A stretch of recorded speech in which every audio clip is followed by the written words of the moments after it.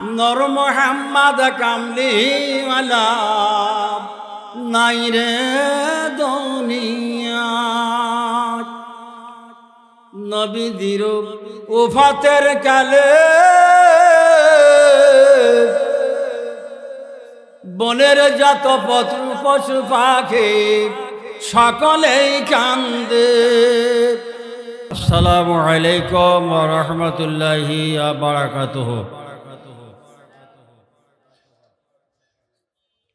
আমার সালাম দেওয়ার কারণে কি আপনারা সকলে মনে ব্যথা পেয়েছেন?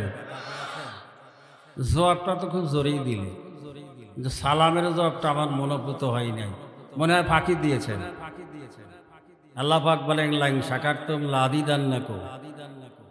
আমি আল্লাহ পাকের দেওয়া নিয়ামতের শুকরিয়া যারা আদায় করে তাদের জন্য আমার পক্ষ থেকে নিয়ামতের দরজা খুলে দেই। তো শক্তি ছিল কিন্তু আসতে দিয়েছেন, ফাঁকি দিয়েছেন, এই জন্য আল্লাহ পাকের নাখোশ প্রকাশ করেছেন। এই জন্য জোরে দেখেন তো হয় কিনা। আসসালামু আলাইকুম ওয়া রাহমাতুল্লাহ। যদি সাক্ষ্য হয় আপনারা দিবেন যে আগের চাইতে এখন অনেক জোরে হয়েছে, ঠিক নেবে ঠিক তো কথা নয়। যারা দাঁড়িয়ে আছেন এখান থেকে পায়ে হাত দিয়ে বললাম, এর চাইতে ভালো ভাষা আমার জানা নাই। জানা থাকলে হয়তো বলতাম। আমি এখান থেকে আপনাদের পায়ে হাত দিয়ে বলি, নতুন বিছানা আপনাদেরকে পেরে দিয়েছেন, সুতরাং আপনারা মেহরবানি করে বসে পড়েন। একটা লোক দাঁড়ায় থাকবেন না, মাহফিলের আদব রক্ষা করে বসে। আজকে মাতম জারি সোনার মদিনা,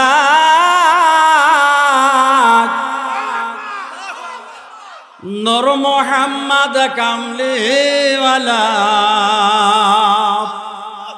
নাই রে দুনিয়া।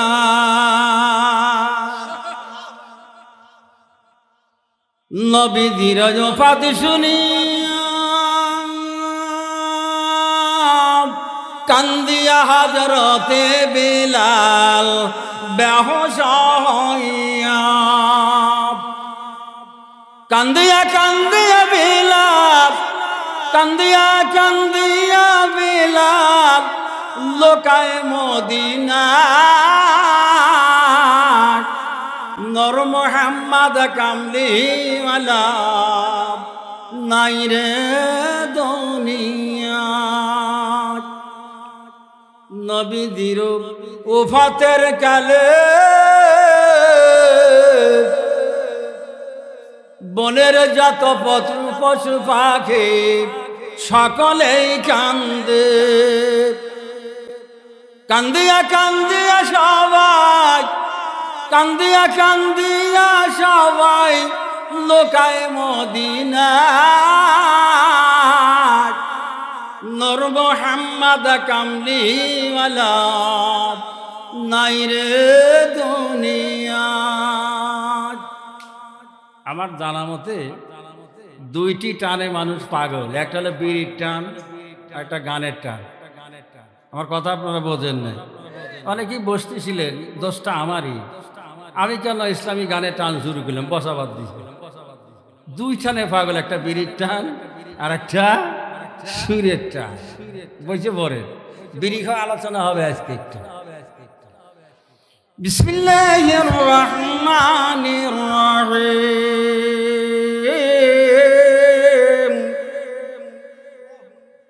আর রহমান আল্লামাল কোরআন।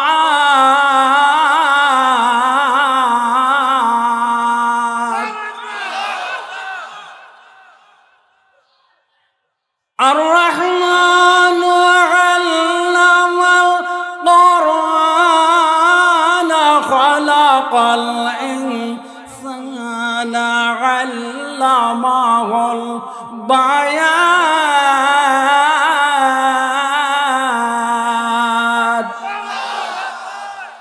আশ-শামসু ওয়াল কমারু বিহিসবান। আন-নাজমু ওয়াশ-শাজারু ইয়াসজুদান।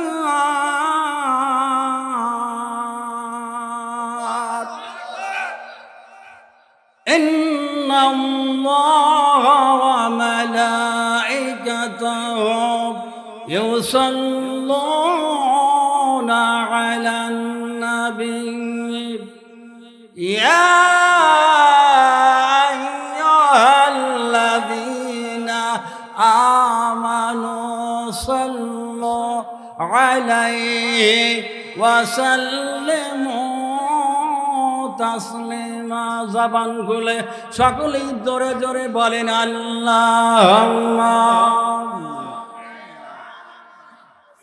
সাইয়্যিদিনা মাওলানা ওয়া আলা আলি সাইয়্যিদিনা।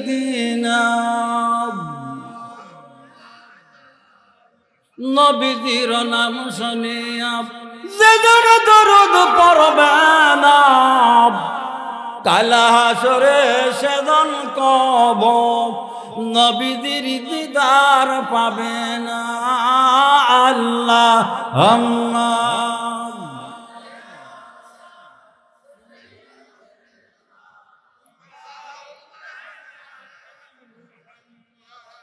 ওয়া আলা আলি সাইয়্যিদিনা।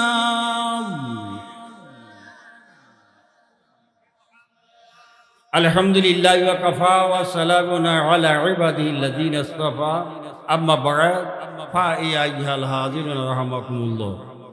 উপস্থিত মুআজ্জাজ মুহতারাম, আশুলিয়া ঐতিহ্যবাহী একটি স্থানের চিহ্নিত জায়গা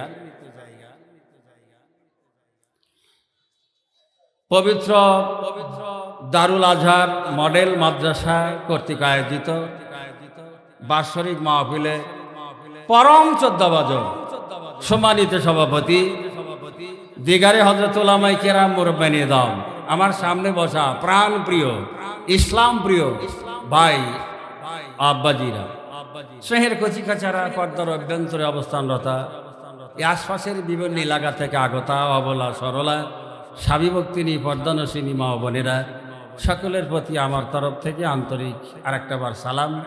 আসসালামু আলাইকুম ওয়া রাহমাতুল্লাহি ওয়া বারাকাতুহু। আমি জানতে পেরেছি আমরা যেখানে বসে আছি আপনাদের ডান দিকে, আমরা যারা আপনাদের সামনে বসে আছি আমাদের বাম দিকে স্কুলের ভিতরে বসার জায়গা করা হয়েছে। যারা এখনো আসেন না একের পরে এক আসা শুরু করেন এবং এসে বসে পড়েন, কোরআনের কথা শোনেন, জীবন গড়েন, জীবন ধন্য করেন। হয়তো আমি গত বছর এখানে বলছি কিনা মনে নাই, অনেক জায়গায় অনেক কথা বলি মনে থাকে না। কোরআনের মাহফিল, কোরআন শরীফ যারা পড়ে, কোরআন শরীফ যারা গ্রহণ করে, নিজে পারে না এখন সন্তানদেরকে পড়ায় অথবা নাতিদেরকে পড়ায়, তাতে দুইটি লাভ। কয়টা লাভ? মুখস্থ করেন কয়টা লাভ? নাম্বার এক, কোথায়ও কোনোখানে আপনি ঠকবেন না, ঠকার ভয় নাই। একজন আলেম আপনাকে প্রশ্ন করলো যে ভাইজান সূরা ফাতিহা পড়েন তো দেখি, আপনার কোরআন পড়ার শিক্ষার যথার্থ জ্ঞান আছে, কোরআন শিক্ষা আপনি যথার্থ করেছেন, আপনি অকপটে সূরা ফাতিহা বলে দিবেন, ভুল ধরার ক্ষমতা আলেম কেন আলেমের বাবারও তাকত নাই। জোরে বলে ঠিক দিবে ঠিক, কোরআন আপনার সহি পড়া তার ঠিকলে না। আর একটা হলো জীবনে কোথায়ও কোনোখানে প্রয়োজনে ঠেকবেন না। আপনার সংসারের প্রয়োজনীয় যাবতীয় টাকার ব্যবস্থা আল্লাহ পাক নিজে করবেন যদি কোরআন পড়েন। কি পড়েন? মনে রাখবেন, গোটা কোরআন শরীফের ভিতরে 114টি সূরা আল্লাহ পাক নাযিল করেছেন। সেই আল্লাহ পাকের দরবারে জবান খুলে, আমি সংক্ষিপ্ত আকারে বলতেছি, সময় বেশি নেওয়া যাবে না, সকলেই জবান খুলে বলেন আলহামদুলিল্লাহ। যেই নবীর উপরে আল্লাহ পাক এই বিশ্ববিখ্যাত কোরআন কারীম নাযিল করেছিলেন, ওই নবীদের উপরে দরুদ পড়ার লক্ষ্যে আমরা সকলেই সংক্ষিপ্ত আকারে পড়ি সাল্লাল্লাহু আলাইহি ওয়া সাল্লাম। বিরাদানে নিল্লাহ, গোটা কোরআন শরীফের ভিতরে 114টি সূরা আল্লাহ পাক আসমান থেকে নাযিল করেছে। প্রয়োজন বোধে, অবস্থা ভেদে 23 বছর নবুয়তের জীবনে শুনে শুনে প্রয়োজনার্থে আল্লাহ পাক গোটা 30 পারা কোরআন শরীফ নাযিল করেছেন। তার মধ্যে 114টি সূরা আল্লাহ পাক সন্নিবেশিত করেছেন। তার মধ্যে একটি সূরার অংশ আপনাদের তেলাওয়াত করেছি। সূরাটির নাম হলো সূরাতুর আর রাহমান। গোটা কোরআন শরীফের ভিতরে এই সূরা আর রহমান যত লালিত্য দিয়ে গড়া, ছন্দের দলমি, বাগ্মী ভাষা, নির্ভুল ভাষা এবং কবিতার ছন্দ অন্য কোনো সূরাতে এরকম পাওয়া যায় না। আল্লাহর নবীর উপরে যখন কোরআন শরীফের আয়াত নাজিল হতো, সাহাবীরা যারা শুনতেন, নবীজি পরে তাদের বলতেন, কারো একবার শুনলে গোটা কোরআন শরীফ মুখস্থ হয়ে যেত। একটু আসতে বলেন সুবহানাল্লাহ। কারো বা দুইবার, তিনবার আর লাগতো না, কারো জন্য তিনবার চারবার লাগতো না। আমরা একটা সূরা মুখস্থ করতে মাসের পর মাস যায়, কিন্তু নবীজির উপরে অর্পিত কোরআনুল কারীম, নবীজি তেলাওয়াত করা দেরি, সাথে সাথে ক্যাসেট করে নিতে অন্য কোনো সাহাবীর কষ্ট হইতো না। তেমন একজন সাহাবী, তার নাম হল আব্দুল্লাহ বিন মাসউদ রাদিয়াল্লাহু তাআলা। গোটা কোরআন শরীফের সূরা আর রহমান নবীজি তেলাওয়াত করলেন, সাহাবী মুখস্থ করলেন। হওয়ার সাথে সাথে নবীর কাছে অনুমতি চায়, হুজুর এত সুন্দর কবিতার মিল, এত লালিত্য ভাষা, সুমধুর কণ্ঠ আমি ইতিপূর্বে কোনোদিন আপনার মুখ থেকে শুনি নাই। আমার খুব ভালো লেগে গেছে, হুজুর একটু অনুমতি দেন, আমি এই কোরআন শরীফটা, এই সূরা আর রহমানটা কাবার চত্বরে গিয়ে এক পাশে দাঁড়িয়ে, বিশেষ করে রকনে ইয়ামিনের পাশে দাঁড়িয়ে আমি কোরআন আর রহমান সবাইকে শোনাবো, একটু অনুমতি দেন। নবী বলে, তোর তো সাহস কম নয়, প্রকাশ্যে আজান দিতে পারি না, জামাতে নামাজ পড়তে পারি না, আর তুই কাবার চত্বরে গিয়া কোরআন শরীফ মানুষকে শোনাবি। আব্দুল্লাহ বিন মাসউদ বলে, হুজুর মরণের ভয় আমার, মরণের ভয় আমার। বলা বাহুল্য বাজান, আমি বক্তা মানুষ তো, একটা আলোচনা করতে গেলে আর একটা আলোচনা বেঁধে যায়, আবার ওইদিকে চলে গেলে, বাম দিকে চলে গেলে আমার 2 মাইল এদিকে চলে যায়, আবার আর একটা ঘটনা ডান দিকে আবার 2.5 মাইল চলে যায়, আগানো যায় না। সংক্ষিপ্ত আকারে বলতেছি, নবীজি একদিন 5 জন সাহাবীর সামনে বসা, 7 জন খলিফা, হযরত আবু বকর, হযরত ওমর, ওসমান, হযরত আলী এবং আব্দুল্লাহ বিন মাসউদ। নবীজি 5 জনকে সামনে রেখে বললেন, আমি নবীর জীবনে 3টি জিনিস ভালো। আবু বকর বলে, আমার কাছে 3টি জিনিস ভালো, কারোর সাথে কারো মিল নাই। হযরত ওমর ফারুক বলে, আমার কাছে 3টি জিনিস ভালো। ওসমান বিন নুরাইন বলেন, আমার কাছে 3টি জিনিস ভালো। আলোচনায় দেখা গেল একটার সাথে কার একটার মিল নাই। পরিশেষে আব্দুল্লাহ বিন মাসউদের পালা। আব্দুল্লাহ বিন মাসউদের ঘটনাটা না বলে পারতেছি না। আব্দুল্লাহ বিন মাসউদ বলে, হুজুর আমার কাছে 3টি জিনিস প্রিয়, তার মধ্যে একটা হলো আমি রোগা জীবন ভালোবাসি, ক্ষুধার্ত জীবন 2 নম্বর ভালোবাসি, 3 নম্বর আমি মরতে ভালোবাসি। নবীজি বলে, তাম বিশ্বের মানুষ সকলেই নীরব থাকতে চায়, সুস্থ থাকতে চায়, তুমি সকলের উপরে ঊর্ধ্বে আলাদা মানুষ। সকলেই চায় নীরব থাকতে, সকলেই চায় পেট ভরে খাইতে, তুমি সব মানুষের চাইতে আলাদা। সব মানুষই বাঁচতে চায়, বেশি দিন দুনিয়াতে টিকতে চায়, আর তুমি মরতে চাও। বলে, হুজুর মরতে চাওয়ার কারণ আছে, আপনার কথাই আমি মরতে চাই। নবীজি বললেন, আমি কিভাবে তোমাকে মরার কথা বললাম? বলে, আপনি তো বলেছেন আল্লাহর সাথে দেখা করতে হলে জান্নাত ছাড়া দেখা করা সম্ভব নয়, দুনিয়ায় কারো পক্ষে সম্ভব নয় আল্লাহকে দেখা। সুতরাং আমি মরব তো জান্নাতে যাব, আল্লাহর দিদার পাবো, এই জন্য তাড়াতাড়ি মরতে চাই। নবীজি বলে, আব্দুল্লাহ বিন মাসউদ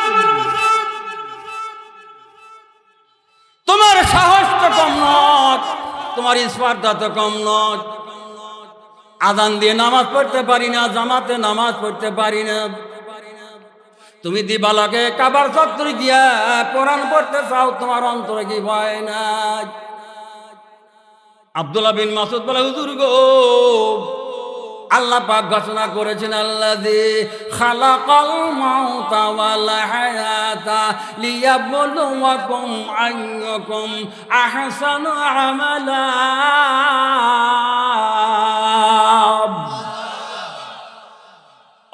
দুনিয়ার মানুষ জেনে নাও, তোমাদের দুনিয়াতে প্রেরণ করার আগে তোমাদের মরণটা আমি আল্লাহ রোজে আদলে লিপিবদ্ধ করেছি, সেট করেছি। হুজুর যেই দিন জন্মগ্রহণ করেছি আগেই মরেছে, সুতরাং আমি মরতে কোনো ভয় করি না, কোনো ভয় করি না, পরোয়া করি না, কাউকে আমি ভয় করি না। নবী বলেন যাও তবে সাবধানে থেকো। কাবার চত্বরে দাঁড়ায় আব্দুল্লাহ বিন মাসউদ আল্লাহ পাকের কোরআন তেলাওয়াত শুরু করলেন। আর রহমানু আল্লামাল কোরআন খালাকাল ইনসানা আল্লামাহুল বায়ান।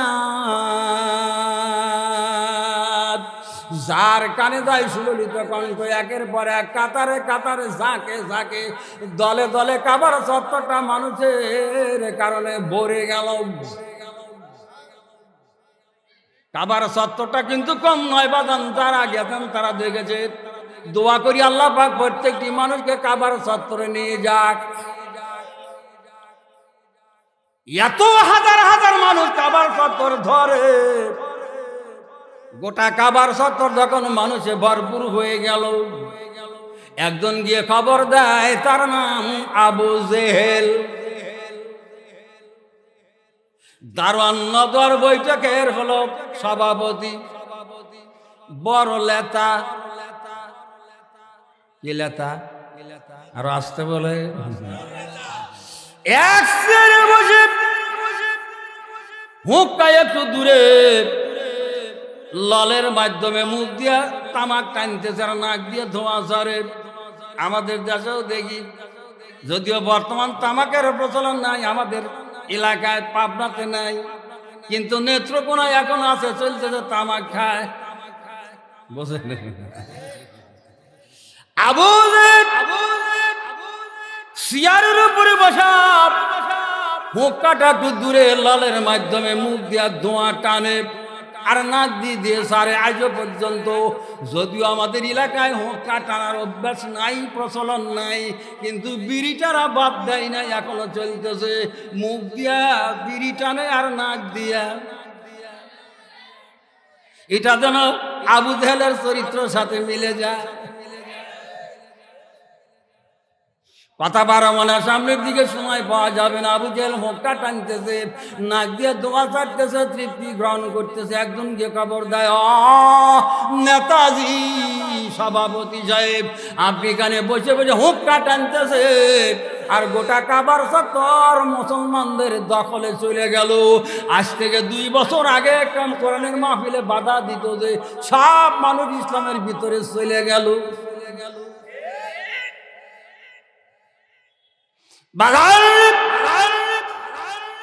আব্দুল্লাহ বিন মাসউদ কোরআন পড়তেছে, গোটা কাবার চত্বর মানুষে ভরপুর হয়ে গেছে। খবর পাইল একদম, তার নাম কি? আবু জেহেল। নাম কি? লাভ দুটো বলে কে রে? কার এত বড় স্পর্ধা, কার এত বড় সাহস? কাবার চত্বরে কি পড়ে? 1 পা 2 পা করে ঠিক কাবার দরজার পূর্ব দিকে বাবে ইসমাইল দিয়া বের হলে সঙ্গে সঙ্গে আবু কুবাইস পাহাড় আর সৌদি সরকারের বাসার মাঝ দিয়ে একটা পথ আছে আজও পর্যন্ত। আর একটু ডান দিকে আবু জেহেলের বাড়ি, যেখানে 2000 পায়খানা। 2000 বলার বিষয় আমার নয়, আসল কথা বলি। ঠিক বাবে ইসমাইল দিয়ে আবু জেহেল কাবার দিকে যখন রওনা দিয়েছে, সর্বপ্রথম তার চোখে পড়ল উনি সম্প্রদায়। আর বলে, ওই যে নেতা কিন্তু আসতেছে, বিপদ কিন্তু গুনায় আসতেছে, দৌড়াও। যে দেখে সেই দৌড়ায়, একের পর এক সব দৌড়ায়, গোটা ময়দান একবারে পরিষ্কার। তখন আব্দুল্লাহ বিন মাসউদের তেলাওয়াত বন্ধ হয় নাই, তেলাওয়াত অনর্গল চলতেছে। পাশে গিয়া বলে, তুই কে রে? কাবার চত্বরে কি করতেছিস? কাবার মর্যাদা হানি করতেছিস। কাবার চত্বরে কোরআন পড়লে কাবার হানি হয়। আর রাত্রিবেলায় কোরআন শরীফ নবী পড়ে। আবু জেহেল, উতবা, সাইবা, উতাইবা, ওলিদ বিন মুগিরা কাবার ঘরের চতুর্দিকে দাঁড়ায় দাঁড়ায় বরে বরে নবীর মুখে কোরআন শুনে। তখন কাবা অপবিত্র হয় না, আর অন্য মানুষ শুনলে কাবার অপবিত্র হয়। বন্ধ করলো, মানা করলো, নিষেধ করলো। আব্দুল্লাহ বিন মাসউদ নিষেধ শোনে না, তেলাওয়াত চালাই গেল। রাগ করে গুসা করে দুই ডানা চেপে ধরে আস্তে করে কাবার দরজার সাথে আস্তে করে ধাক্কা যখন দিল, এক কোনার সাথে লেখার পরে আব্দুল্লাহ বিন মাসউদের পায়ের একটা ললাট থেকে হাড্ডি ভেঙে গেল। কাটে নাই, ফাটে নাই, রক্ত বের হয় নাই, কিন্তু হাড্ডির মাঝখান থেকে দিবাগ হয়ে গেছে। এক পায়ের উপরে দাঁড়ায় আব্দুল্লাহ বিন মাসউদ তখন তেলাওয়াত চালায় দিলেন। আবু জেহেল দেখি এত দূরে ধাক্কা মারলাম, পা ভেঙে দিলাম, এতেও ভয় পাইল না, বন্ধ হলো না। হুঁশিয়ারি সংকেত দিয়ে বলে, আরে মাসুদ রে, তোর বাবু হলো হুজাইর গোলাম, আর তুই তার বেটা, তোর ডবল গোলাম। এই গোলামের বাচ্চা গোলাম, তোর স্পর্ধা তো কম নয়। কাবার সত্তর কি করে পরে কাবার অমর্যাদা করতেছ। ধাক্কা দিলাম, পা ভেঙে দিলাম, এরপরে তোর হুঁশ হলো না, খেয়াল হলো না, তেলাওয়াত বন্ধ করলে না, দাঁড়া তোরে মজা দেখেছি। আব্দুল্লাহ বিন মাসউদ বলে, শুধু তোর থেকে আমরা শিক্ষা পাইলাম, মানুষের বিপদ যখন সামনে থেকে আসে, পিছাইতে পিছাইতে যখন পিঠের সাথে দেওয়াল ঠেকে যায়, তখন আর যাওয়ার জায়গা নাই, তখন নিজ মূর্তি ধারণ করে। কি মূর্তি? নিজ মূর্তি। এবার দেখায় আব্দুল্লাহ বিন মাসউদ নিজেকে প্রস্তুতি করে নিলেন। আবু জেহেল যখন আব্দুল্লাহ বিন মাসউদকে আবার মারার জন্য আগায় আসতেছে, যখন নাগালের ভিতরে আইল, একটা সাবেঘাত করছিল, একটা আঘাত যখন করল আবু জেহেলের মুখের উপরে, গালের উপরে যখন আঘাত করল, সঙ্গে সঙ্গে হামাগুড়ি দিয়া জমিনে লন্ঠন হয়ে পড়ে গেল। বাদান নেই, পড়ার পরেও চোখ দিয়ে জুনি ছুটতেছে, দাঁড়ানোর ক্ষমতা নাই, এক থাপ্পড়ে চোখ দিয়ে জুনি ছুটে গেছে। কোন মতে একটু হুঁশ ফেরার পরে মাথা উঠায়া এদিক সেদিক তাকায়া তাকায়া দেখে, আমি যে থাপ্পড় খায়া পড়ে গেলাম, আমার অন্য কেউ দেখলো কিনা, যদি দেখে আমার প্যাস্টিজ ইস্যু, প্যাস্টিজ ইস্যু, আমার সম্মান বুঝি যায়। এবার তাকায় দেখে কেউ নাই, কাবার ছত্র আব্দুল্লাহ বিন মাসউদ আর আমি ছাড়া এই এলাকার আর কেউ সেখানে নাই। মোটামুটি নিজেকে একটু নিজেকে ইজ্জত মনে করলো। এই দেখেন না, একজন বদমাইশ মারতে মারতে, মারি খাইতে খাইতে এই পাড়ার থেকে সেই পাড়া চলে গেল, নিয়ে গেল, কিন্তু আশার কায় পরে না। এরপরে গর্ব করে বলে, আল্লাহ মানি মানসির মান আল্লাহ বাকি রাখে, এত পিঠা পিটলো, আমারও জমিনে ফেলাইতে পারল না। আবার যদি জুতো পিঠা করা যায়, বলে নতুন জুতার বাড়ি খাইছি, ভাঙা জুতো না। বাদান শুধু ইশারা দেব, প্রকাশ করার টাইম পাবো না, নেব না, সমাজ আমার কোলাবে না। আবু জেহেল নিজে মাথা উঠায় দেখতেছে, কেউ দেখে নাই, প্লাস্টিকটা মোটামুটি বজায় আছে।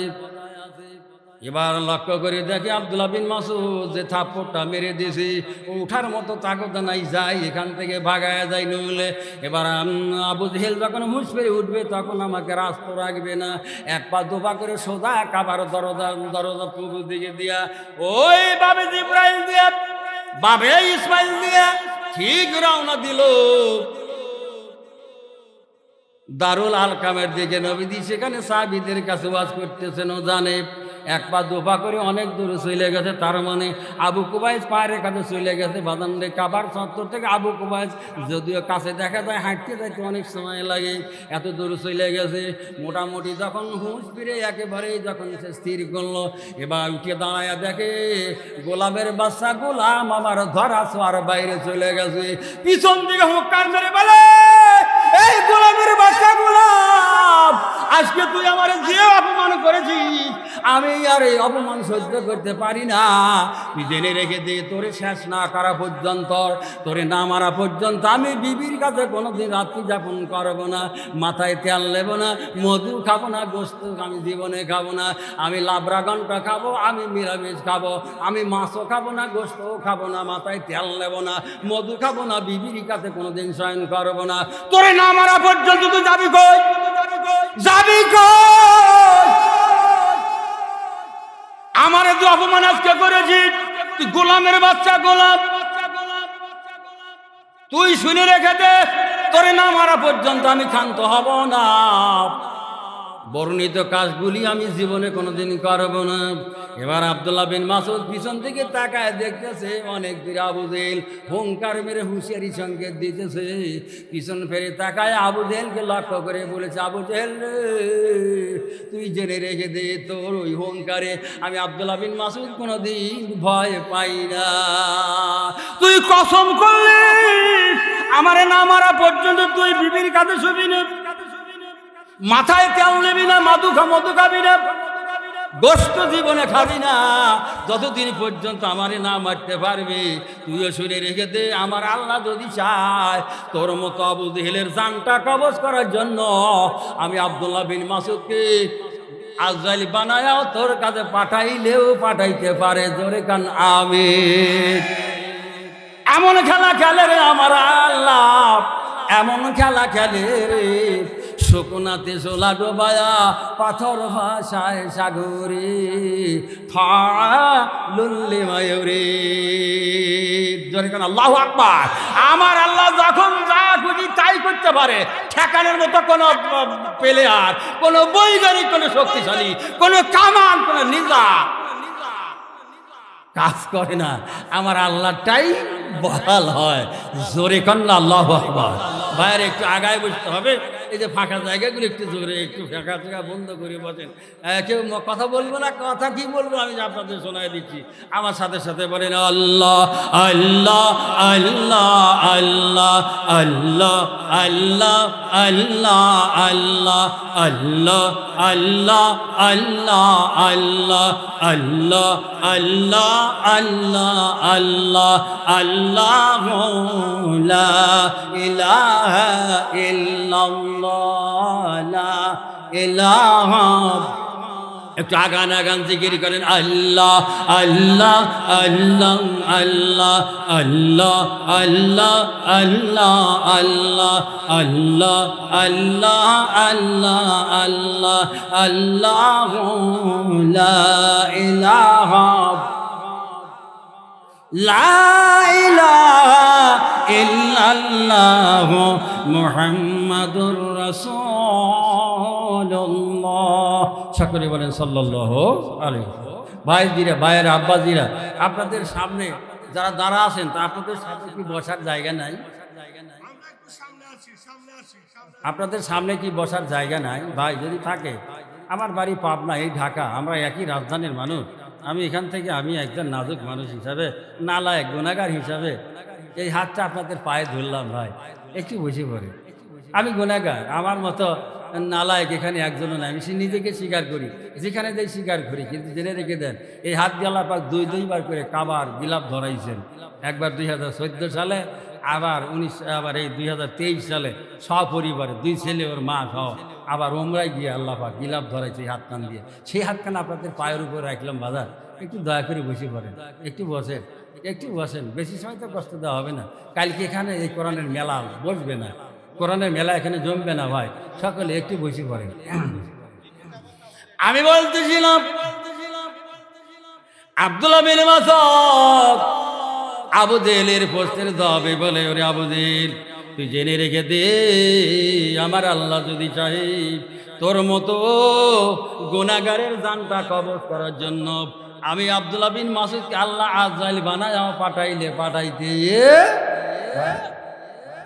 খোঁড়াইতে খোঁড়াইতে এক পায়ের উপরে ল্যাংরাইতে ল্যাংরাইতে খোঁড়াইতে খোঁড়াইতে দারুল আলকামে গিয়া দি যাওয়ার পরে নবীকে সালাম দিয়ে বলে, ইয়া রাসূলুল্লাহ ইয়া সাদাইকাম, আসসালামু আলাইকা ইয়া রাসূলুল্লাহ ইয়া হাবিবাল্লাহ। কাবার চত্বরে গিয়ে যেই কার্যটা সম্পাদন করেছি, আবু জেহেলকে যেভাবে শায়েস্তা আমি করেছি, আবু জেহেল আমারে মারার জন্য ফোন করেছে, আমার আর আস্ত রাখবে না, জিন্দা রাখবে না। হুজুর আমাকে এই মক্কা থেকে সালার চলে যাওয়ার জন্য একটি ব্যবস্থা করে দেন। আমি তো ল্যাংরা হয়ে গেছি, খোঁড়া হয়ে গেছি, জোরে দৌড়াইতে পারবো না। এক পায়ের উপরে খোঁড়াইতে খোঁড়াইতে আমি যদি চলতে থাকি, পিছন দিকে এসে কাফের বাইরে আমার ধরবে, আমার দুনিয়ার থেকে বিদায় করে দেবে। হুজুর আমার একটু দূরে যাওয়ার ব্যবস্থা করে দেন। নবীজি বলা আবু বকর বলে, ইয়া রাসূলুল্লাহ, ইয়া হাবিবাল্লাহ, লাব্বাইকা ইয়া রাসূলুল্লাহ, ইয়া সাদাইকা। হুজুর আমি হাজির, কি করতে হবে বলেন? নবীজি বলে, আবু বকর তুমি কি বোঝো না? এখন তোমার কি করার দরকার? তুমি কি নিজ কানে শুনলে না? আব্দুল্লাহ বিন মাসউদ বলতেছে তার যাওয়ার ব্যবস্থা করে দেওয়া লাগবে।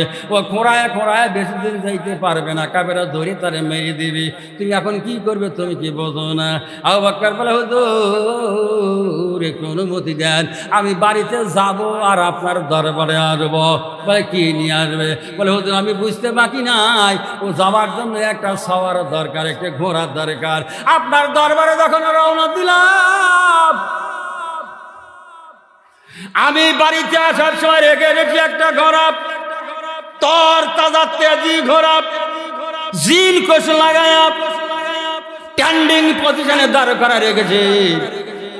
আমি প্রস্তুত করে রেখে এসেছি, আমার একটু অনুমতি দেন, আমি বাড়িতে যাব আর আসবো। নবীজি বলে, আবু বকর রে, ঘোড়া কেন রেডি করে রেখে আসলে? বলে, হুজুর আপনার দরবারে যখন আসি আমার ব্রেনের ভিতরে কে যেন বললো, আবু বকর নবীর দরবারে যাচ্ছ, যাবার পূর্বে একটা ঘোড়া রেডি করে রেখে যাও, কাজে লাগলেও লাগতে পারে। আমার মনের কথায় সাই দিয়ে একটা ঘোড়া রেডি করে রেখে এসেছি, হুজুর একটু অনুমতি দেন, আমি যাবো আর ঘোড়াটা নিয়ে আসবো। এবারে ঘোড়া নিয়ে আসলো। এবার দুইজন মিলে দৌড়ে আব্দুল্লাহ বিন মাসউদকে ঘোড়ার উপরে সওয়ার করে বিদায় দিয়ে দিল। কোথায়? আবিসিনিয়ায়।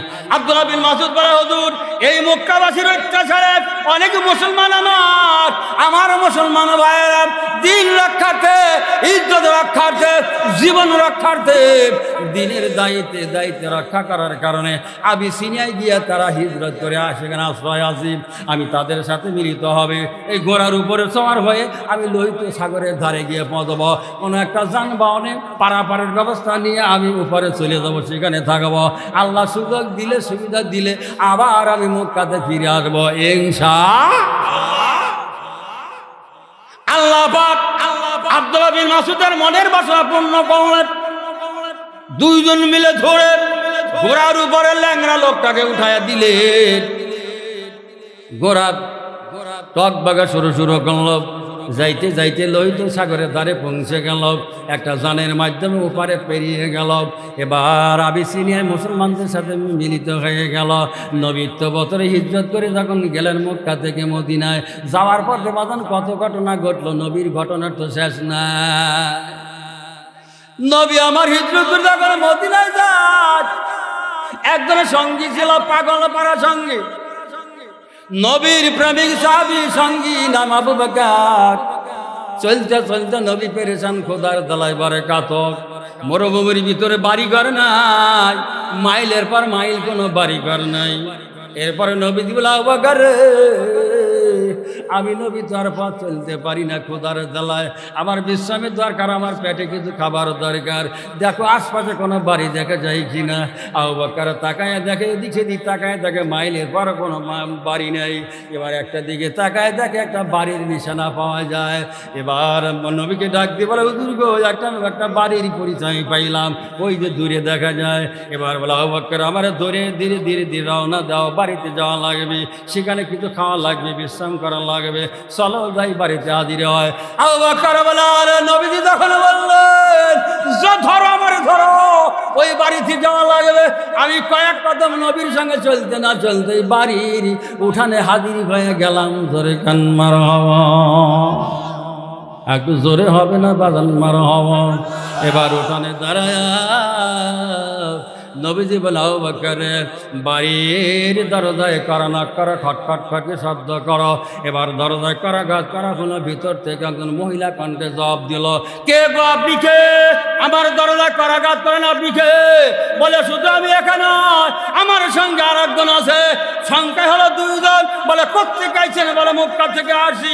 জিনা মিন মক্কা ইলাল মদিনা, আমরা মক্কা থেকে রওনা দিয়েছি, আমার গন্তব্যস্থল হলো মদিনা, সোনার মদিনা। বলে কি করা লাগবে? বলে ঘরে কোনো খাবার থাকলে আমাদেরকে একটু খাওয়ান, আমাদেরকে সুস্থ করেন।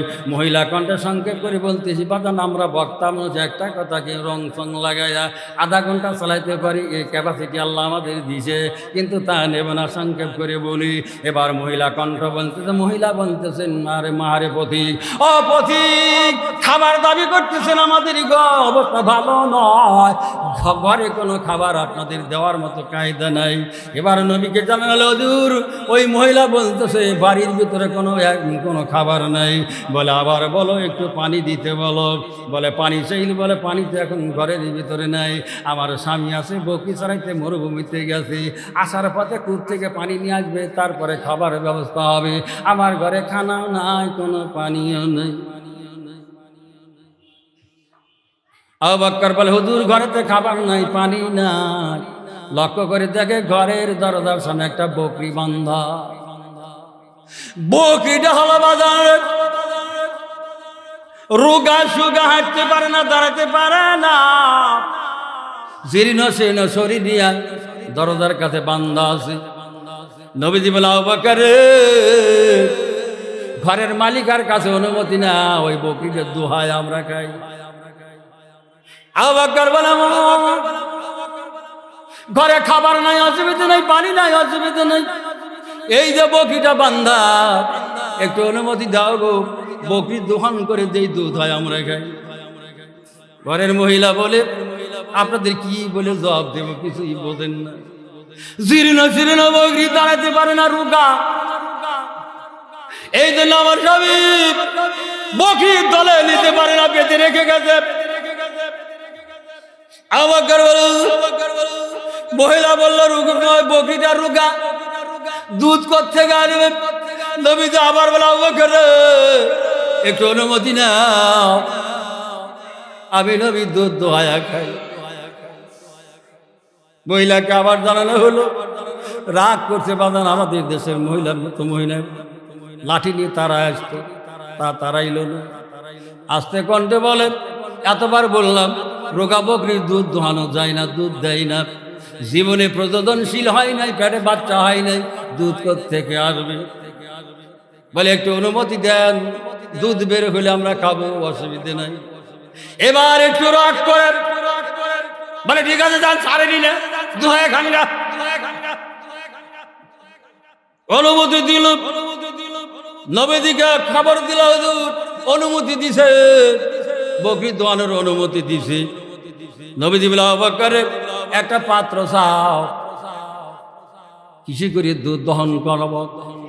বলে মারে একটু, আমার লাগে না, অন্য জায়গায় মারে মা একটা বর্তন দাও দুধ দোহানোর জন্য। বলে আপনারা বর্তন দিয়ে কি করবেন, এক ফোঁটা দুধ তো বের হবে না। নবীজি বলে, আবু বকর একটু অনুমতি দাও, অনুমতি দাও, একটা পাত্র চাও। একটু রাগের মতো করে ছোট্ট একটা পাত্র দিছে, বলে এই ঠিক করে দোহায়া খাও। নাম হলো, ওই গৃহিণীর নাম হলো উম্মি মাবাদ, পুরুষের নাম হলো আবু মাবাদ। ছোট্ট পাত্র দিছে, আবু বকর ফেরত দিল, বলে এইটাই হবে না, বড় পাত্র দেন। মহিলা বলে, সাংঘাতিক লোক রে, দুধ এক ফোঁটা হবে না, পাত্র দিলেও আবার বড়টা চায়, বড় বালতি থেকে নেন, দল ঠান্ডা। নবু হাতের হাত দিয়ে বকরির গায়ে যখন হাত বোলায় দিলে, বকরি আর রোগা নয়, বকরি আর সোগা নয় গো, ডিস্টার্বিত শরীরে সাথে অবস্থায় দাঁড়ায়। কিতাবে পড়েছি উম্মে মাবাদ ঘরের দরজা দিয়ে তাকায়া দেখে, দুইজন সঙ্গীর ভিতরে একজন সঙ্গী তার চেহারা দেখলে চন্দ্রের আলোচনা হার ম্যানেজার। নবীজির যেমন প্রশস্ত ললাট, নাকটা শুকনো, চুলগুলি কুকুরের। মিশরের মানুষ তামাম বিশ্বের ভিতরে বেশি সুন্দর, নারীর আরো বেশি সুন্দরী। হযরত ইউসুফের জন্মস্থান হলো মিশর। সমস্ত নবীদের ভিতরে আমার নবীর চাইতে নবী ইউসুফ ছিলেন দেখতে বড় সুন্দর। এর চাইতে হাজার গুণে বেশি সুন্দর আমার নবী, মায়ার নবী, উম্মতের কান্ডারি। বাদল সবাইলে বেলা সামনের দিকে নবীজি বকরির গায়ে হাত ধর সঙ্গে সঙ্গে পেটে বাচ্চা নাই, জীবনে দুধ দেয় নাই, স্তনের ভিতরে আল্লাহ পাক দুধে ভরপুর করে দিলে বকরি দোয়ানো শুরু হলো।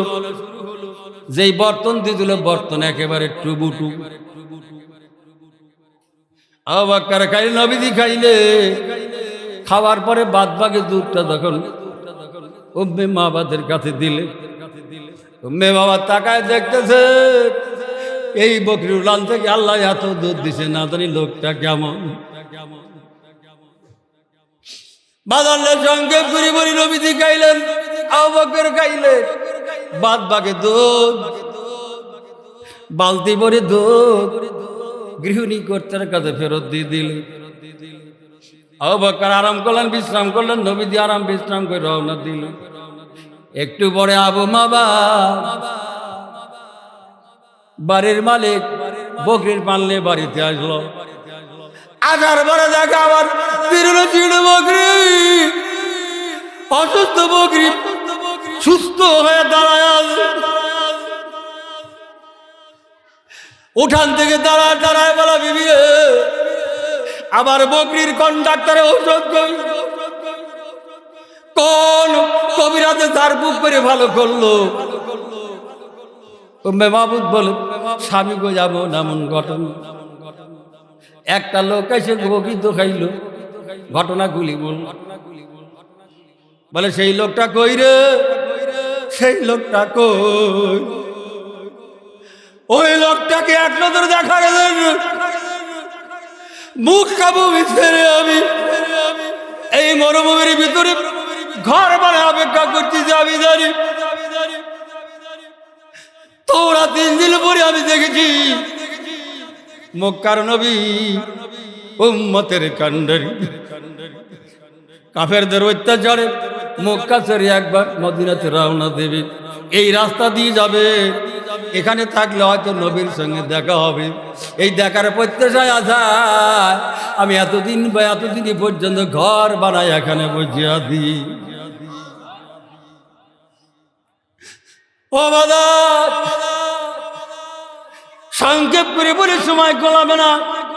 হিজরত করে মক্কা থেকে গেলেন নবী মদিনা। দ্বিতীয় হিজরির সনে মুসলমানদের প্রথম জিহাদ হয়, সেই জিহাদের নাম হলো বদরের জিহাদ।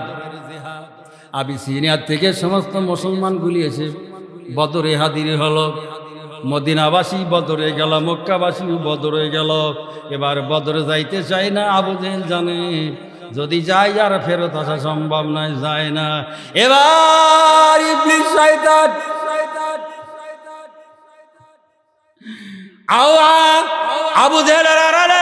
আবু জেহেলের মূর্তি ধরে যুবকদেরকে লালায়া দেয়। আর আমি তোদের নেতা বলতেছি, চল জিহাদের ময়দানে যাই। আমি আসি না,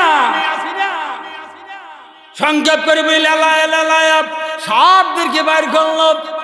যুবকরা একেবারে উৎকণ্ঠা, জিহাদের ময়দানে যাবে, মুসলমান শেষ করবে, কোরআন উৎখাত করবে। আল্লাহ পাক বলেন পারবে না, পারবে না, পারবে না। ইউরিদুল্লাহু লিয়াতফিউ নূরাল্লাহি বিআফওয়াহিহিম ওয়াল্লাহু মুতিম্মু নূরিহি ওয়ালাউ কারিহাল কাফিরুন।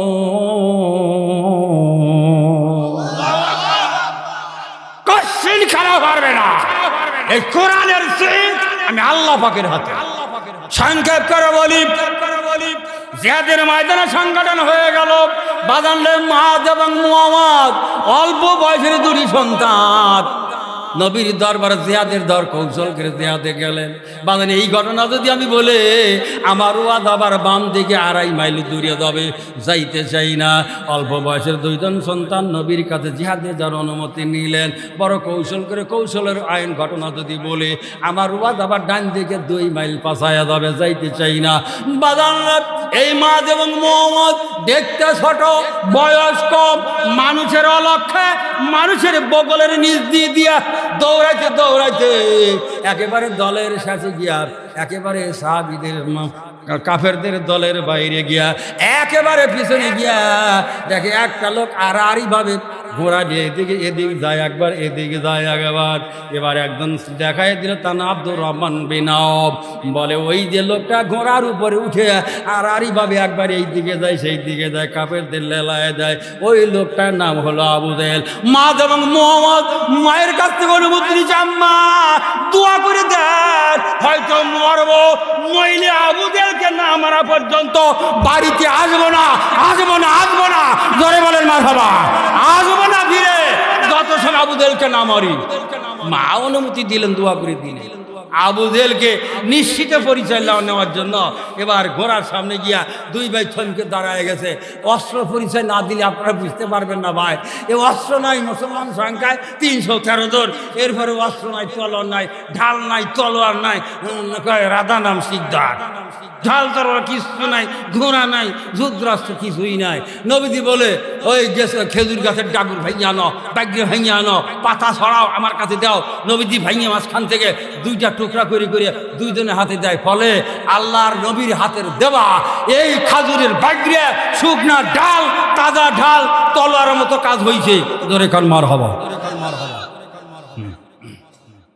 সোনার আব্বাজান ভাইজান, সেই নবীর হাতের দেওয়া মাদ এবং মোহাম্মদ ঘোড়ার সামনে দাঁড়ায়া আবু জেহেলকে লক্ষ্য করে বলে, আংটা আবু জেহেল, আপনি কি আবু জেহেল? মানে নিশ্চিত হইতেছে খবরটা ঠিক নেবে। ঠিক আবু জেহেল একটা ফ্যাস্টিস আছে না, এত বড় নেতা, যদি মুখ দিয়ে বলে হ্যাঁ আমি সেই আবু জেহেল, তাহলে একটু অপমান নষ্ট হয়, মানটা যায়, অপমান থাকে, অপমান হয়ে যায়। এই জন্য মুখ দিয়ে কথা না বলে মানে মুড নিয়ে নেতা নেতৃত্ব বোঝারা গিয়া মাথা নয় বলতেছে। বলে ঠিক আছে, নিশ্চিত হইলাম। এবার বল তুমি নামবে না নামাবো? আল্লাহ আকবার, আর আসতে বলেন আল্লাহ আকবার। সওয়ালটা দুই সওয়ালের কথা শুনছেন, আপনি কি নামবেন না নামাবো? তাই নামে নাকি, ওই পুষ্কের কথায় নামে নাকি? মোটামুটি নিজেকে ফ্যাস্টিস বাজার রাখার জন্য খাইনটি বসে বলে ঠাকুর সাথে সাথে দুই ভাই সামনে ঘোড়ার দুই পায়ের উপর আঘাত করছে, গিরিয়ে বদল তো এই গরুর উপরে যেটা মারছে দুই ভাগ হয়ে গেছে, হামাগুড়ির সামনে পড়ছে। দুই ভাই 10-20 বাড়ি, 10-20 বাড়ি পর্যন্ত আমাদের পাবনার ভাষা এটা 10-20 বাড়ি, বাইতে বাড়িতে একেবারে উঠার কাম শেষ করিয়াছে উপর হয়া। যুদ্ধের ময়দানে মুসলমানদের জয় হলো। নবীজি এবার চাইলেন, এই তো কে পারবি, তোরা কে পারবি রে? আবু জেহেল নিশ্চিত মরার খবরটা আনিয়ে দিতে। মাদ এবং মুয়াজ দাবি করছে তারা নাকি মারছে, আসলে মরছে কিনা এটা তো খবরটা আনার দরকার। আব্দুল্লাহ বিন মাসউদ বলে, হুজুর আমাকে একটু অনুমতি দিন, আমি যাবো। পা ভাঙছিল 2 বছর আগে ঠিকই, কিন্তু সারিয়ে গেছে, ব্যথা আছে, কিন্তু হাঁটতে পারি এখনো, জোরে দৌড়াতে পারি, হাঁটতে পারি, অসুবিধা নাই, অনুমতি দেন। নবী অনুমতি দিলেন। সংক্ষেপ করে বলতে চলে গেলেন জিহাদের ময়দানে। যেইটা কাফের দেখে চিহ্নিত করে যেটা না আবু জেহেল না, যারে খুঁজি তারে পাই না, যেটা খুঁজি যাকে খুঁড়ি তাই থাকে পাওয়ার জন্য খুঁজতেছে আর খুঁজতে দেখে একটা লাগ উপর পড়িয়াছে, মুখটা নিচের দিকে, চিনা যাচ্ছে না। আব্দুল্লাহ বিন মাসউদ পা দিয়ে ঝেংটি দিয়ে এটি কাজকে মানে চিৎ করে শোয়াইলেন। আমার কথা বুঝতেছে না বাদান? ইশারায় বুঝে নেন, সব ওয়াজ করে শ্বাস করা সম্ভব নয়। পা দিয়ে একটু হুচট মারিয়া চিৎ করে শোয়ায়, মুখ দিকে তাকায় দেখে যে আবু জেহেল, জেনে দিকে আবু জেহেল মুখের ভার নিচম্ব ঠেক হয়ে দিয়ে দুই পা দুই দিকে দিয়ে ব্রেক করে দিয়ে, ব্রেক করে পাতেন তো সাইকেল হোন্ডার ব্রেক ধরলে আর যায় না, দুই পা দুই দিকে ব্রেক, মানে নড়াচড়া করার পায় না।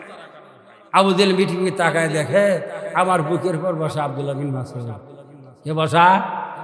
আরো ধরে বলেন, আব্দুল্লাহ বিন মাসউদ। সেই আব্দুল্লাহ বিন মাসউদ যে 2 বছর পর্যন্ত যারে না মারা পর্যন্ত কসম করছিল, সেই না মারা পর্যন্ত অন্য কাজগুলি করবে না, সেই আব্দুল্লাহ বিন মাসউদ এবার আক্ষেপ করে আস্তে আস্তে আওয়াজে বলতেছে, রে আব্দুল্লাহ বিন মাসউদ, এই গোলামের বাচ্চা গোলাম, এই 2 বছর এমন কোন জায়গা নাই তোর ক্ষতি নাই, কিন্তু পাই নাই, আজকে পাইলাম, আমার নাগালেই পাইলাম, কিন্তু এমন অবস্থায় পাইলাম, আমার কিছু করার।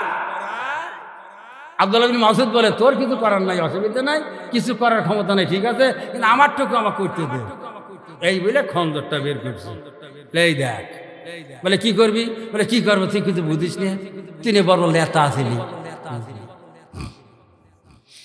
আবু জেহেল শেষে চাল্লা পাক কবল করলেন, সেদিন পালন করলেন। আল্লাহ ইচ্ছা পূরণ করলেন আব্দুল্লাহ বিন মাসউদের মাধ্যমে। আবু জেহেল বলে, আব্দুল্লাহ বিন মাসউদ রে,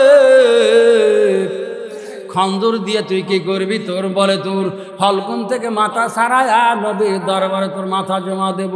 বলে কোত্থেকে কাটবি? বলে হলকুন থেকে কাটলে আমার হবে। এবার আব্দুল্লাহ বিন মাসউদ বলে, হলকুন থেকে কাটলে শুধু মাথা জমা দেয় আমার লক্ষ্য। আবু জেহেল বলে, না রে না না না, আমার মাথাটা ছোট্ট করে কাটিস না, আমি বড় নেতা, আমার মাথাটাও বড় করে আর নবীর দরবারে যায় আমি যাই। বলে কেমনে করে কাটবো? বলে এই যে গলার উপরে, গলার নিচে এই যে বুকের উপরে যে হাড্ডিটা, হাড্ডি ঘেঁষায়া মানে কাজ দিয়া একটু বড় করে নামায়া সেও দিয়া কাট। সেও দেওয়া বোঝেন তো পাবনার বাসায়, একটু সেও দিয়া কাট। ওদিকে ঘরের লালার পিছন দিকে বড় করে কাট। বলে তাতে লাভ কি হবে? বলে লাভ তোর হবে না, কিন্তু আমার হবে। আমি যত বড় নেতা, মাথাটাও বড় হিসাবে নবীর দরবারে যাক, এটা আমি যাই। আব্দুল্লাহ বিন মাসউদ বলে, ওরে কাফেরের বাচ্চা কাফের, আমি বলছিলাম তোরে প্রতিজ্ঞা করিস না, আল্লাহ চাই তো তোর জান কবজ করার জন্য আমাকে আল্লাহ পাক আজদারি বানায়া পাঠাইলেও পাঠাইতে পারে। এই দেখ তোর মাথা ছাড়াইতেছে। এই বলে ওর ইচ্ছা সাধন করার জন্য, ইচ্ছা পূরণ করার জন্য মাথাটা বড় সেও দিয়ে যখন আলাদা করে ফেললো, মাথান দিয়ে শব্দ মাত্র কাটা, শুনে শুনে রক্ত জড়ায় গেল, পিচ্ছিল হয়ে গেল, মুখ ভরা দাড়ি পিচ্ছিল হয়ে গেল, চুল ধরে কয়েক কদম যায় পিছলে খায়া পড়ে যায়, আবার দাড়িতে রওনা দেয় পিছিল খায়া পড়ে যায়। পরে যাওয়া যাবে না, নবীদের মাথা নেওয়া যাবে না, এত বড় মাথা, তারপরে সেও দিয়ে কাটা, ওজন খুব নেওয়া যায় না, পিছিল খায়া পড়ে যায়। চিন্তা করে এভাবে নেওয়া যাবে না, যাবে না। খন্দর দিয়ে বাজান রে আবু জেহেলের কানটা মাঝখান দিয়ে চিরি দিল, মাঝখান দিয়ে খন্দর ঢোকায় দিল, একটু এপাশ ওপাশ ঠেলা মারলো, মাঝখানে একটু ফাঁসা হলো, ব্যাগের হ্যান্ডেল হলো। আমার কথা বোঝেন কি বোঝেন না বাজান? ধরার কায়দা হলো, রওনা দিল, কয়েক কদম গেল, একটা ন্যাচারাল ভয়েস পেরে, ন্যাচারাল ভয়েস, ইয়া ইবনে মাসউদ আল হুসনি বিল হুসনি। কয়েক কদম যাওয়ার পরে ন্যাচারাল ভয়েস, অসম্বিত শব্দ যখন পাইল, সুপার ন্যাচারাল ভয়েস, এমন কণ্ঠ পাইলে ইবনে মাসউদ রে, কানের বদলে কান, কানের বদলে কান, পিস্তিল খা পড়ে গেল মাথা, ভয়ের টালে হাত কম্পন দিলে পড়ে গেল, আবার ধরলো, আবার পড়লো, আবার গায়ে আওয়াজ পাইল, ইবনে মাসউদ হুসনি বিল হুসনি, আবার পড়ে গেল, তিনবার পর্যন্ত বললো, চারবারের বার আর কাতের নাই। বলে আর ভয়ের কোনো কারণ নাই, তিনবার ভয় পাইছে, আর ভয়ের কারণ নাই। এবার কান চেপে ধরে, ব্যাগের হ্যান্ডেল চেপে ধরে নবীর দরবার হাজির দিলেন। বলে হযরত ইয়া রাসূলুল্লাহ, হাবিবাল্লাহ, হাযা আবু জাহেল। নবীজি বলে, নাম হাজা আবু জাহেল, বাহাজ যথারীতি সঠিকভাবে এনেছ। বলে হুজুর এনেছি ঠিক, কিন্তু আমি তিনবার করে ভয় পাইলাম। বলে কি শুনে তুমি ভয় পাইলে? বলে আমি যখন কান ধরে আসতেছিলাম, আমার একটা দুই খবর পাইলাম, ইয়া ইবনে মাসউদ হুসনি বিল হুসনি, আমি ভয় পেয়ে গেলাম, আমার হাত থেকে মাথা পড়ে গেল, তিনবার ঘটনা ঘটলো। চতুর্থবার আমি ভয় পাই না, আপনার দরবারে আনলাম। নবী বলে, আব্দুল্লাহ বিন মাসউদ রে, তোমার কি মনে না? তোমার কি মনে নাই? তোমার কি খেয়াল নাই? আমি কাবার সাথে নামাজ পড়তেছিলাম, আমারে আবু জেহেল তীর মারার জন্য, আমারে মারার জন্য তীর ফাঁক থেকে নিক্ষেপ করেছিল।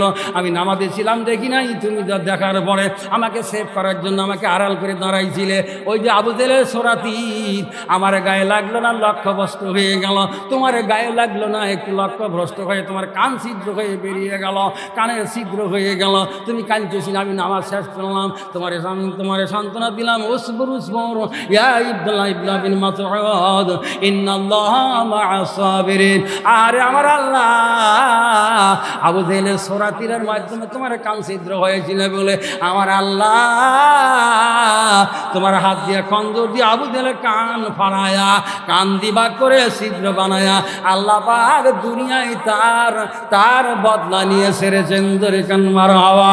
ও বাদান বন্ধুরা আমার, আপনি কোরআন পড়েন নাই, কপাল মন্দ পড়তে পারেন নাই, এখনো হোপলেস হবেন না, আশা দিতে হবেন না। একটা ছেলে মাদ্রাসাতে দেবেন, ও বাদান ছেলে ছেলে নাই, দিতে পারতেছেন না। একটা নাতিদেরকে মাদ্রাসায় দেবেন, তাও পারতেছে না বাদান।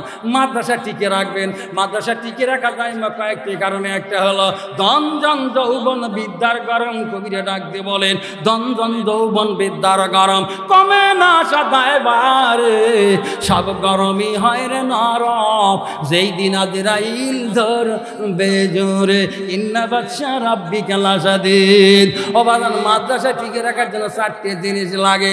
1 নম্বর হলো মন, 2 নম্বর হলো ধন। 1 নম্বর মন, 2 নম্বর ধন, 3 নম্বর জন। এই 3টির আশু প্রয়োজন একটা প্রতিষ্ঠান টিকে রাখার জন্য। অবাদান, সামনে যাইতে পারতেছি না, সময় নাই। আমাকে লিফলেট দেওয়া হয়েছে মাদ্রাসায় কালেকশানের জন্য। কালেকশান করেন ইনশাল্লাহ, করবই তো ইনশাল্লাহ, আপনারা দিবেনও ইনশাল্লাহ। জোরে বলেন না ইনশাল্লাহ, আরো জোরে বলেন ইনশাল্লাহ। বুঝি ওনারা দেবেন না, কারা দেবেন হাত তুলে দেখান তো, কারা দেবেন না? তা নাই। 1 টাকা হলেও দেবেন, 5 টাকা হলেও দেবেন, 10 টাকা হলেও দেবেন। বাদাম রে, একজনের সত্যি আছে, 1000 টাকা দিলে কষ্ট হয় না। একটা লোক 5 টাকা দিলে কলজায় আঘাত লাগে। আমার আল্লাহর কাছে 5 টাকা কলজায় আঘাত লাগা টাকাটা বেশি প্রিয়। ধরে কান মারা হওয়া। আমার আল্লাহ গনি, আমার আল্লাহ গনি, আমার আল্লাহ গনি। আমরা হলাম ফাকির, আমরা হলাম নিঃস্ব। ও বাদাম বন্ধুরা, সামনে যাওয়ার টাইম আমার নাই। আমি গুনাহগার, আগেও বলেছি এখনো বলতেছি গো। এই হাতটা না, আমি গুনাহগার হতে পারি, আমার হাতটা নাপাকও হতে পারে, কিন্তু জেনে রেখে দেয় আল্লাহ 2বার করে মক্কা মদিনায় নিয়ে বাইতুল্লাহ গিলাফ ধরে লাব্বাইক আল্লাহুম্মা বলে হাজিরা দেওয়াইছেন আল্লাহ তাবারক তাআলা। ওই হাতটা না আপনাদের কাছে বিচাইলাম বাদান বন্ধুরা আমার। এবার চিন্তা করে দেখেন আমার হাতটা কবুলযোগ্য কিনা, আমার হাতটা ফেরতযোগ্য কিনা, নাকি টাকা ভরে দিবেন, এটা আপনাদের বিবেকে ছেড়ে দিলাম। ও বাদান, এত সময় পর্যন্ত যে কথাটা বলতে চাই সেটা হলে আপনারা দয়া করে পকেটে হাত দেন। 10 টাকা দেন, 5 টাকা দেন, 50 টাকা দেন, 500 টাকার নোট দেন, 1000 টাকা দেন, 10,000 টাকা দিলে, 1 লাখ টাকা দিলে কিন্তু আমি না বলবো না। ঠিক দেবে, ঠিক না বলার কারবার আজকে এখানে নাই। যা দেবেন তাই নেওয়া হবে। বাদান এবার রেডি হয়ে যান, তৈরি হয়ে যান। কত টাকা কতখানি পড়ায়া যায়, নবীর ঘরে দান করিলে আখিরাতে পাওয়া যায়। ও বাদান, আমার পরে প্রধান বক্তা আসবেন দরবারে নীল ভবানী। বাংলার জমিনের মাইকিং শুনেছেন আপনারা, দ্বিতীয় আমির হামদা, দ্বিতীয় আদহারি, দ্বিতীয় সাইদ। এরকম আমরা মাঝে মধ্যে মাইকিং শুনি কি শুনি না? বাদান সুললিত কণ্ঠে আপনাদের ওয়াজ শোনাবেন। আমি একটা বৃদ্ধ লোক বাদান, আমার কিন্তু 60 বছর পূর্তি, আর মাত্র 9 মাস বাকি।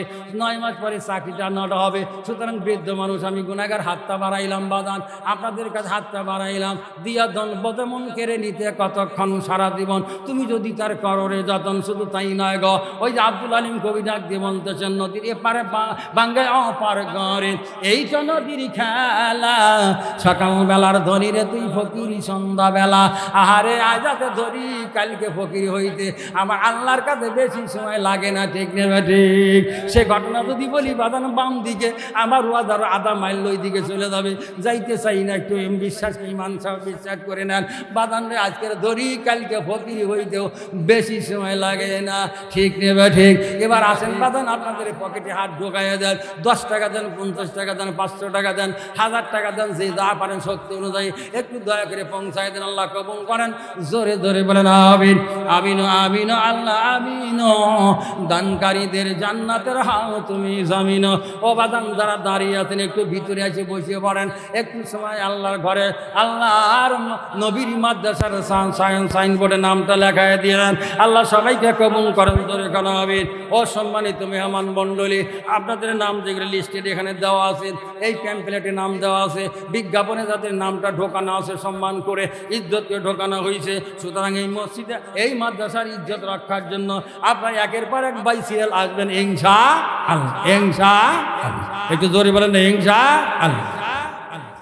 আসেন আমার আব্বাদান ভাইজান, কত টাকা কতখানে পড়ায়া যায়, আল্লাহর ঘরে করিলে দান আখিরাতে পাওয়া যায়। ও বাদান, আমরা নিজের চোখে দেখলাম। আরে এই যে সুস্থ শরীরে মানুষ জমিনে চলতেছে, আল্লাহ সালার উপযোগী জমিনটা করে দিয়েছেন। একজন 100 টাকা দিয়েছেন, আল্লাহ কবুল করা, কবুল করা। পুরা মনের বাসনা খানায় কাবা জিয়ারত বিনে তাকে মরণ দিয়া কবরের বাসিন্দা বানায় না। ধরে কর আমিন, আমিন, আমিন। আল্লাহ আমিন।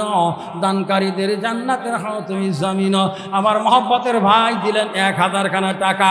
জোরে জোরে কান মারহাবা। আল্লাহ যে আসতে বলে তুই তার বিচার কর, জোরে কান মারহাবা, আরো জোরে মারহাবা।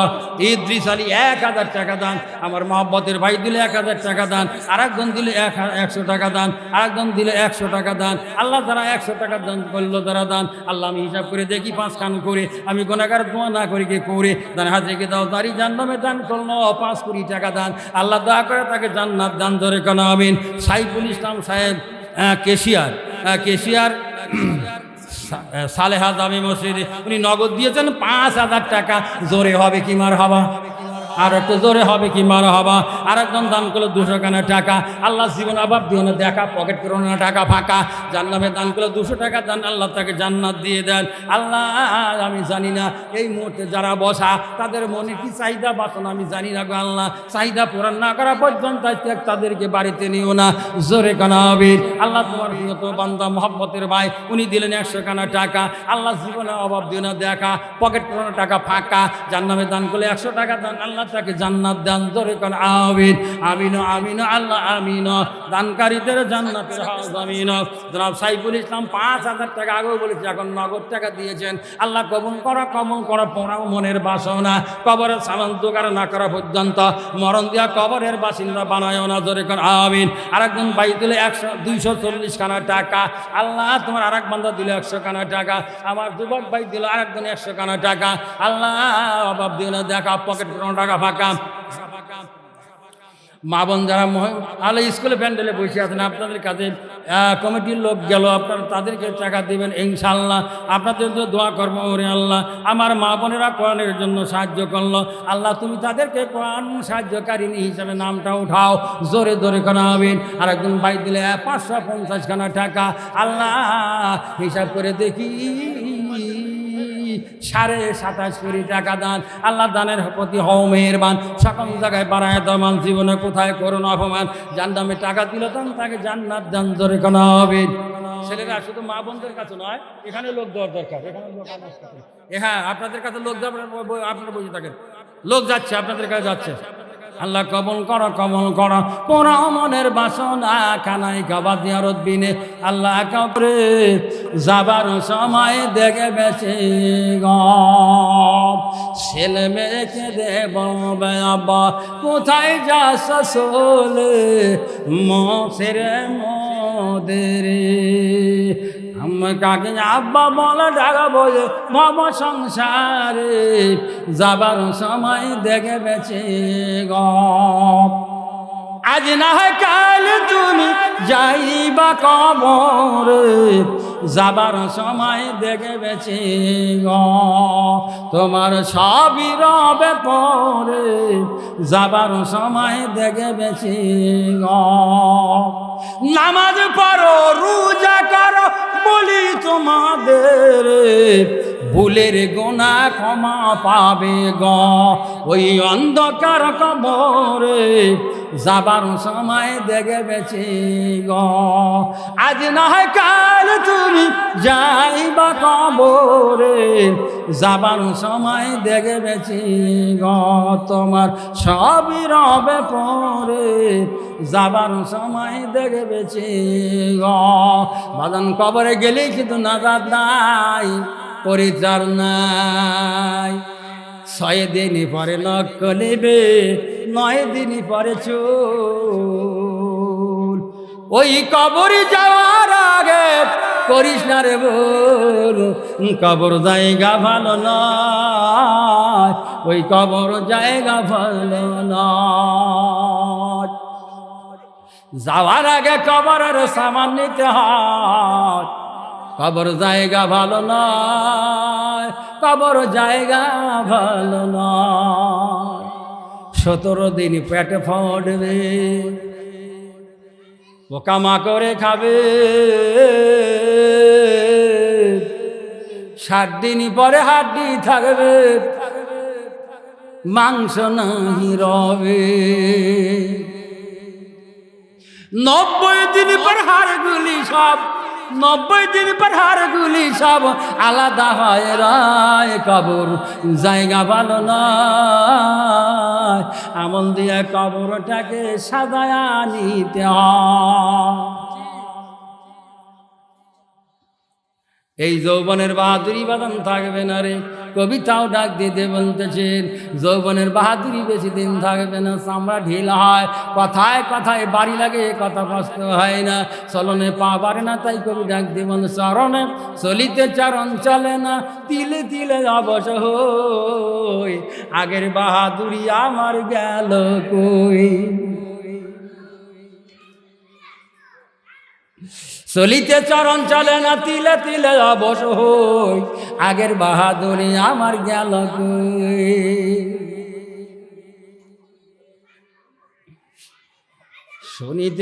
শুনিতে পারি না গো, দেখিতে বড় কষ্ট হয়, চোখের পাওয়ার কমিতেছে, দাঁতের পাওয়ার কমিতেছে, কানের পাওয়ার কমিতেছে, চোখের পাওয়ার কমিতেছে, মনে করি চশমা লই।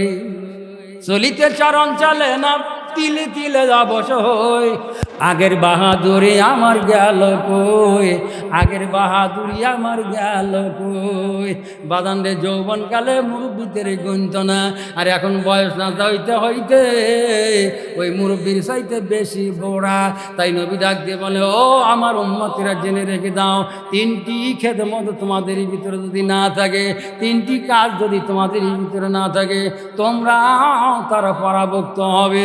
যদি যৌবনকালে মুরব্বীদের সম্মান না করো, তোমরা যখন বৃদ্ধ হয়ে যাবে, বুড়া হয়ে যাবে, বর্তমান যুবক তোমাদের ঠকাবে না। যদি ছেলেদেরকে স্নেহ না করো, এই ছেলেরা তোমাদেরকে ইজ্জত সম্মান রেসপেক্ট করবে না। বাদানরে যেমন কর্ম তেমন ফল। তাই কবি ডাক দিয়ে বলেন, কামা তাদিনু তুদান। সূরা আর রহমান আল্লাহ পাক বলেছেন, হাল জাযাউল ইহসান ইল্লা আহসান, যেমন কর্ম তেমন ফল। যে যেরকম কাজ করবে তার বদলা কবরে সে পাবে। জয় বলেন ঠিক নেবে ঠিক। আসেন কোনো ভাই আমার আব্বা দিরা অকাতরে টাকা দেবেন, এটা কার? মা বোনদের। আপনারা যারা বসে আছেন অনেক টাকা দিয়েছেন, একটু জোরে হুঙ্কার দিয়ে তাক করে দেবেন। আমি ঢেলে আপনাদের দেখাই।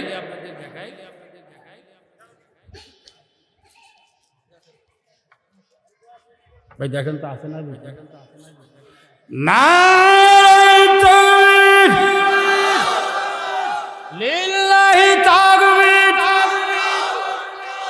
এক সাধুর ভর্তি টাকা ধরে কান মারা হবা।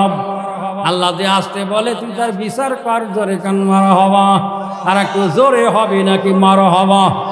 আর একটা বার হবে মারা হবা।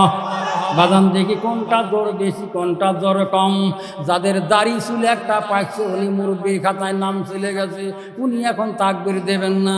যুবকদের আমি দেখি আগে আলাদা করে দিলাম, একবারে পরিচয় দিলাম। একটা চুল পাইছে, একটা দাড়ি পাইছে, ওনার নামটা মুরব্বীর খাতায় আপনি দেবেন না। দেব দেখবো আমি ওইগুলি। কোনগুলি? ওইগুলি। রেডি যুবকরা? রেডি? কথা কানে যুবক রেডি? লিল্লাহি তাকবীর। যুবক অফ, মুরব্বী চালু। এক সেন্টার বন্ধ, আর এক সেন্টার চালু। ঠিক নেবে ঠিক। এবার আল্লাহ মুরব্বীদের নিশ্চয়ই ইজ্জত দেবে, সম্মান দিবে, বরকত দিবে। লিল্লাহি তাকবীর।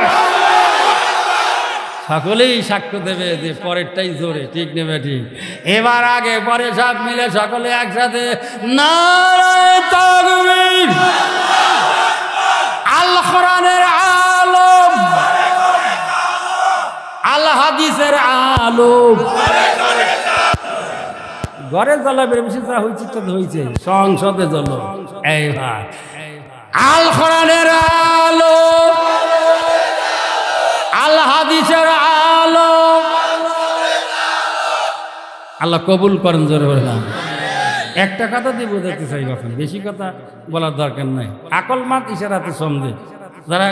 যারা জ্ঞানী মানুষ ইশারা দিলেই বোঝে, ভাঙিয়ে বলার দরকার পড়ে। ও বাদা, আমরা এ দেশে বিভিন্ন দলের শাসন পাইছি, কথা বোঝেন না?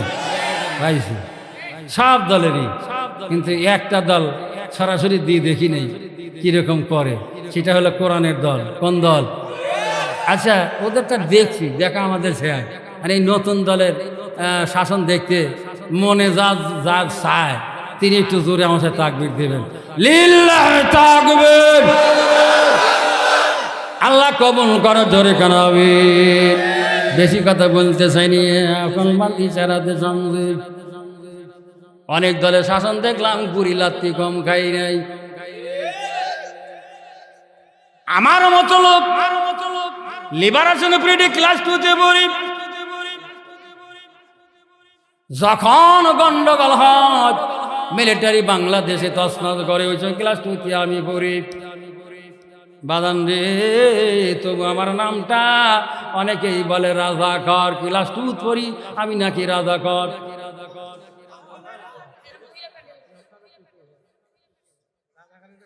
দুঃখ রাখার জায়গা নাই, আফসোস রাখার জায়গা নাই। যারা রাজাকর ছিল বললে কোনো ক্ষতি আমি মনে করি না, ছিল। এখন নাম শুনতে অসুবিধা কি, গাল শুনতে অসুবিধা।